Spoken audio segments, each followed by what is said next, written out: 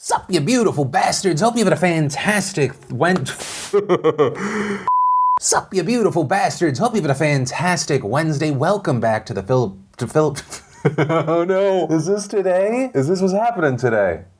Blah. Sup, you beautiful bastards. Hope you've had a fantastic Wednesday. Welcome back to the Philip DeFranco Show. Buckle up, hit that like button, and let's just jump into it. Nailed it. First take machine. And the first thing we're going to talk about today are the just massive updates on the NASCAR Bubba Wallace situation. So, as we talked about, or to bring you up to speed if you didn't see the initial report, there were reports that a noose was found in Bubba Wallace's team's garage. This reportedly happening on Sunday to Wallace, who is the current series' only black driver. And regarding the timing, this was being reported just a few weeks after NASCAR announced a ban on displaying the Confederate flag at events. Also, as we talked about, when it came time for the race to actually happen, you reportedly had hundreds of people protesting and waving that flag outside of the Talladega Superspeedway in Alabama. But ultimately, what we ended up seeing after reports came out around this alleged news is you had a huge swelling of support from NASCAR, from fans. NASCAR launched an investigation. We also saw the FBI and the Justice Department getting involved. But what we ended up seeing was yesterday the FBI releasing this statement. On Monday, 15 FBI special agents conducted numerous interviews regarding the situation at Talladega Superspeedway. After a thorough review of the facts and evidence surrounding this event, we have concluded that no federal crime was committed. The FBI learned that garage number 4, where the noose was found, was assigned to Bubba Wallace last week. The investigation also revealed evidence, including authentic video confirmed by NASCAR, that the noose found in garage number 4 was in that garage as early as October 2019. Although the noose is now known to have been in garage number 4 in 2019, nobody could have known Mr. Wallace would be assigned to garage number 4 last week. The decision not to pursue federal charges is proper after reviewing all available facts and all applicable federal laws. We offer our thanks to NASCAR, Mr. Wallace, and everyone who cooperated with this investigation. All right, so we see that statement and we go, okay, so Wallace wasn't targeted, but are they saying there was just a random noose in this garage? And there we gained more insight from NASCAR also releasing a statement where they describe a situation where the FBI report concluded and photographic evidence confirmed that the garage door pull rope was fashioned like a noose and it had been positioned there since as early as last fall. All right, so we see those updates and those statements coming out and we see a number of different reactions. You see reactions like that of NASCAR President Steve Phelps saying yesterday in a call with reporters, "For us at NASCAR, this is the best result we could hope for. It was disturbing to hear it was thought that one of our own had committed this heinous act. It is fantastic to hear from the FBI definitively that there was not a hate crime." But of course, at the same time, like we saw when this story first started trending, you had others comparing Wallace to actor Jussie Smollett. With Smollett, of course, being a person who is now being charged with 6 counts of falsifying police reports of an alleged hate crime against him last year, which is also why you may have seen hashtags like Bubba Smollett trending on Twitter yesterday. And with that general narrative, you had people calling this a hoax, others implying that Wallace actually orchestrated all of this to boost his career. We also saw people sharing photos and videos that appear to be from that garage, pointing out what they assume to be the rope pull in question. Right, and so with everything being said online, let's try and take a look at everything that we know. You had Richard Petty Motorsports, which worked on Wallace's number 43 car, putting out a statement saying, on Sunday, June 21, members of Richard Petty Motorsports discovered a rope tied in the fashion of a noose in the garage stall assigned to the team at the Talladega Superspeedway. In accordance with established protocols, our team member notified the crew chief, who notified NASCAR of the presence of the item in the garage stall. NASCAR leadership determined the course of action going forward with an immediate investigation into the item and its possible origins. And then adding, in the early stages of the investigation, NASCAR's Steve Phelps notified Darrell Bubba Wallace Jr.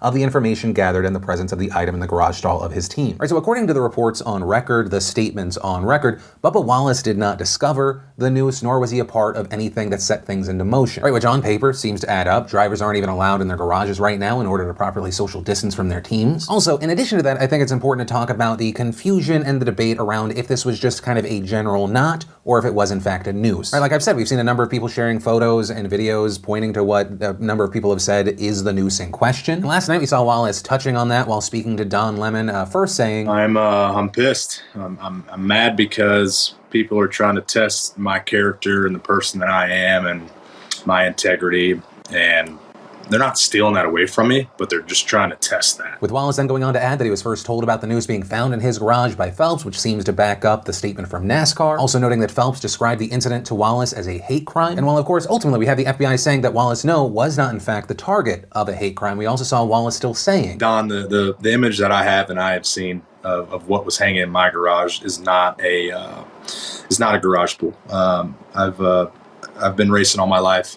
We've raced out of hundreds of garages that never had garage pools like that. So people that want to call it a garage pool and put out old videos and photos of knots being in their as their evidence, go ahead. But from the evidence that we have, that I have, it's a straight up noose. It was a noose. It was a noose that was whether tied in 2019 or whatever. It was a noose. So wasn't directed at me, but somebody tied a noose. That's what I am saying. This morning we also saw Wallace going on the Today Show, and there he continued to call it a noose and also spoke about what the FBI told him. They gave me the lowdown of all the investigation and research they have completed, and found out that that it was a garage pool, but it in fact was a noose. It was not a functioning noose, but it was a noose. And whoever had the time to create that and tie it up like that, just they were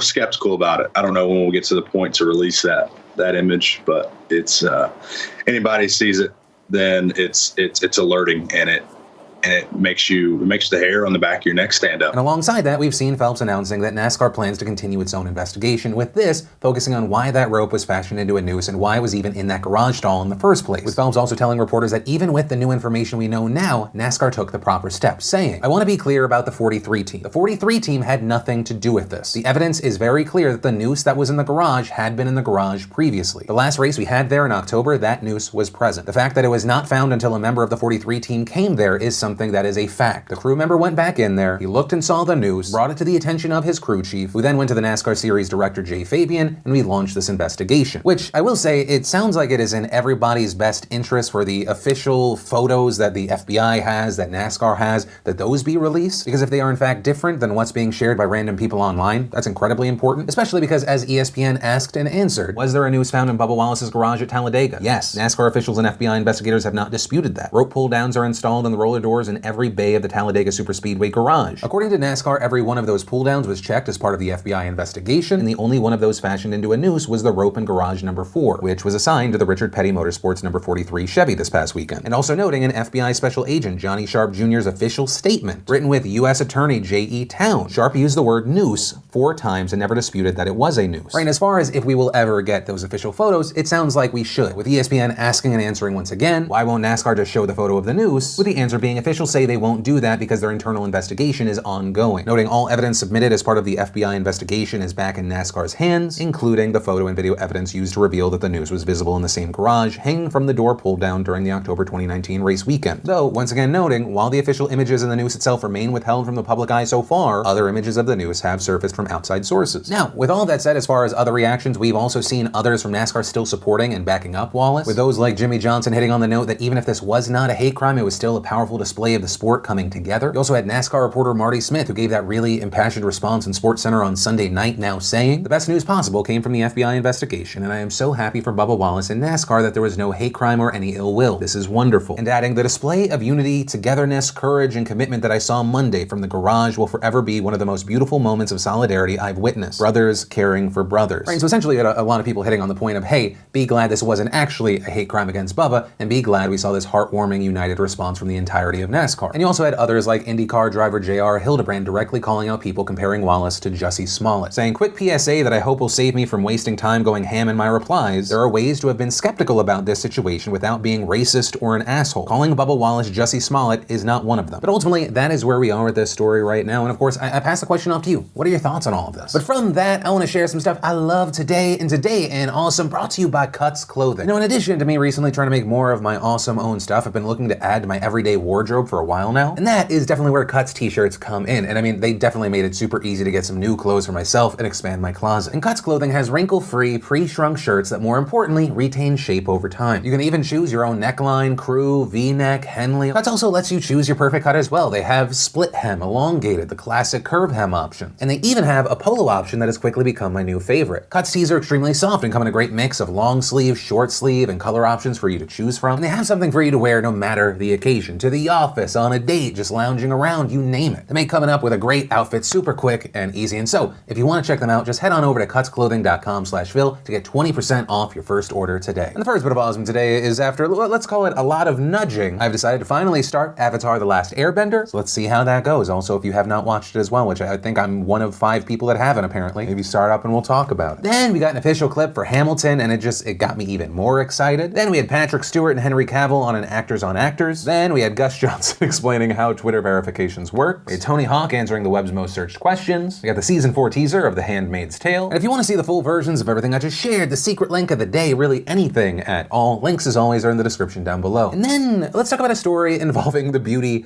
guru world, and only one, because I took a small peek over there and there are so many fires. But that said, with the story that we're talking about today, and with stories that we try to talk about in this space, we don't want to talk about just drama. We want to talk about something that may actually have legal implications. And so in the story we're talking about today, it involves Susan Yara. If you do not know, she runs the channel Mixed Makeup, a channel with over 1 million subscribers. Looking into it, she appears to be very well respected in the community, and on June 21st, she made this announcement. Hi guys, welcome back. I have such big news for you. I want to introduce you to my skincare line, Naturium. Right, and so for a number of beauty gurus, this is a huge milestone. Right, you're not just getting a sponsorship and making someone else money. You're not just collabing with another brand and boosting them. This is your brand. You are that successful, and, you know, by all accounts, it appears that her product is actually good. For months, people have been raving that these products work and they are worth the money, and you may be going, but Phil, did you not just say that she made her announcement on June 21st? How have people been raving about this product for months? But yeah, apparently the brand officially launched in February. No one knew it was her brand, and Yara even admits this in her video. As far as why Yara didn't say that she was starting this new brand, she said, We officially launched in February, and it was really important to me to get honest and true feedback from everyone. And I took a step back and I was like,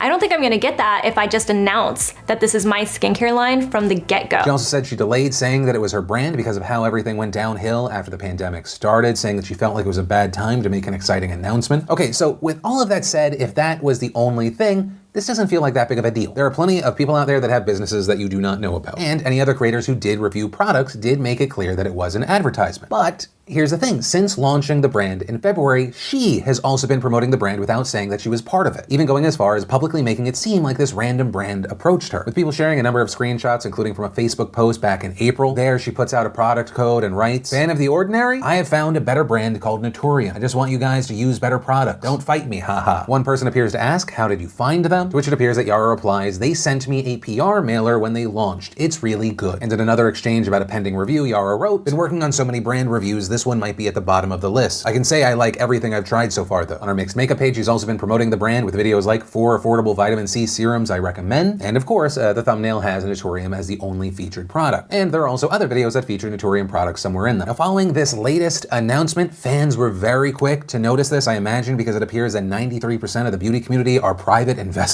And many were pissed at what they saw as a complete lack of transparency, with her Instagram being flooded with comments from angry fans. Also in the comment section on Sunday's announcement video, there were a ton of people calling her out, with comments like, wow, you clearly don't respect your viewers or your customers. Shame on you for lying. I would have been so excited to try this skincare line if it hadn't been completely tainted by your manipulation and deceit. How disappointing. However, I will say it was not completely negative. There appeared to be a number of people that actually liked how she promoted the brand, saying that by not disclosing her relationship with it to fellow creators or fans, she was able to get honest and unbiased feedback. Even her announcement video itself had fellow creators praising the way that she did the release. This is the one chance I get to really give you guys something good, and that's what Naturium is, and I needed that feedback. I needed to know that my friends in this industry actually love this brand without me influencing that on them. Is this why you did it? Is this why you didn't tell us? You know, it's so funny. It's so good that you got my genuine thoughts. I cannot believe that you launched this entire brand, and that is honestly such a smart strategy. Honestly, I feel like that was such a great way to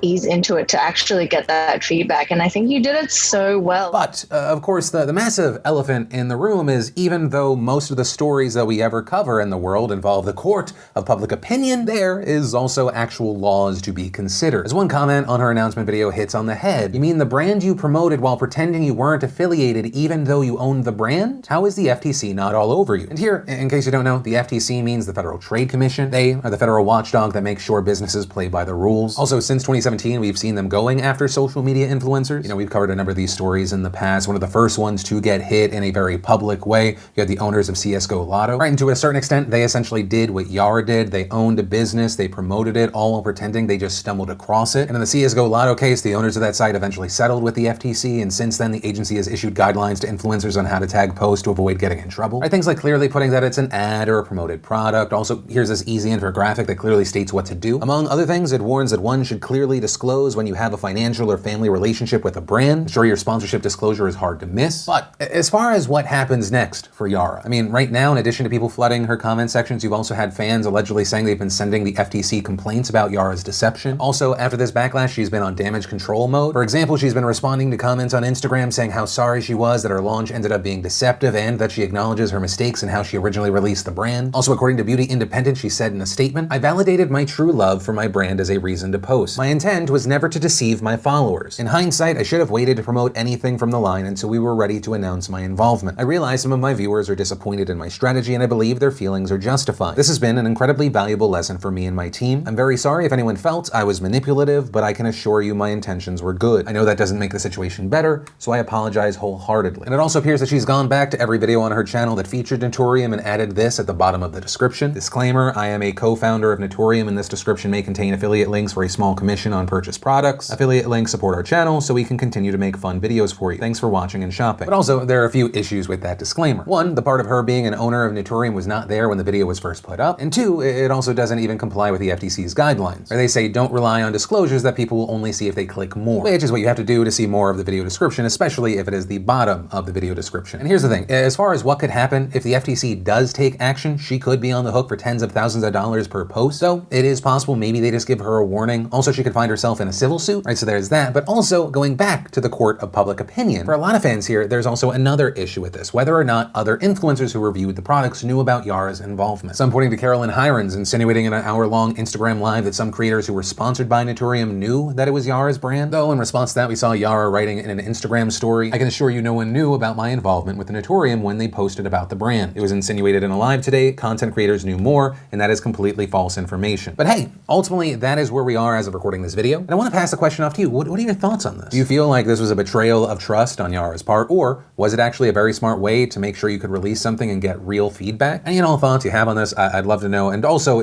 when you're leaving your comment, if you could tell me if you're a complete outsider to the situation, or you're part of the beauty community, maybe you're a fan, just to see the different reactions. And then let's talk about the primary elections that happened yesterday, right? There were a couple of states that went to the polls, like North Carolina, Virginia, New York, but really all eyes were on Kentucky. And the reason for that is even just heading into it, there was a lot of attention and controversy as the state made tons of news for slashing polling stations, right? Seemingly because of coronavirus concerns, they limited the state to less than 200 polling stations when the usual election would have 3,700. And as many noted, this was a move that looked like it would disproportionately impact black voters. Because places like Jefferson County, which is home to the city of Louisville and one of the state's largest black populations, only had one polling station. And just that county alone has over 600,000 registered voters. And they were not alone in this. Lexington, which is the second largest city in the state, also only got one polling station, right? And so we saw a ton of outrage here with people like former Georgia gubernatorial candidate Stacey Abrams tweeting, "Voter suppression is no longer billy clubs and Jim Crow. It's closed polling sites and 6-hour waits without pay. COVID is no excuse. Who needs to vote in person? The disabled, the homeless, or displaced voters with language barriers, folks who didn't get their ballots in time. Americans." With Senator Bernie Sanders also saying, "We must make it easier to vote, not harder. No one should be forced to wait in line for hours to participate in our election. Our job is to fight racist voter suppression everywhere." And as far as what we ended up seeing yesterday, I mean, you did have voters in Lexington waiting over an hour to vote. As far as voters in Louisville, it appears they did not have really long lines for voting, though reportedly they saw long lines just to park their cars, and by the end of the day, were not allowed in the polling station. Polls in Kentucky were set to close at 6 p.m. and at the Kentucky Exposition Center, which is the only place in Louisville residents could vote. According to Courier-Journal reporter Joe Sonka, who was at the polling station, they locked the doors at 6:03 p.m. while around 50 people were waiting outside, which is why we then saw people starting to bang on the doors, demanding to be let in. The Courier-Journal speaking to one of the voters who did not make it inside, saying that he spent 45 minutes in traffic before he could park, and adding, "It's our constitutional right that is being infringed on right now. I think it's disingenuous at best that this is the only polling place in Jefferson County. It's not a coincidence that this is a large urban population." With all this happening with Charles Booker, who was running in the U.S. Senate Democratic primary, telling Louisville voters to stay in line. He ended up filing an injunction to keep the polls open till 9. A judge then granted one just for an extra 30 minutes. And there, according to CNN, this allowed another 100 voters to cast their ballot. Also, after this, Amy McGrath, who was running against Booker for the Democratic nomination, said that she was also filing an injunction to keep the polls open later, but their reports indicate that they did not remain open longer than those extra 30 minutes. Now, with all that said, right, the controversy and the backlash, it appears that this is a historic election for Kentucky, with CBS reporting that over 1 million people cast ballots in this primary, making it the highest voter turnout for a primary in the state, topping the previous record of 922,000 voters in 2008. And for an even closer comparison, the 2016 presidential primary in Kentucky only brought in around 670,000 voters. So obviously a massive boost to the numbers there. Also, Also,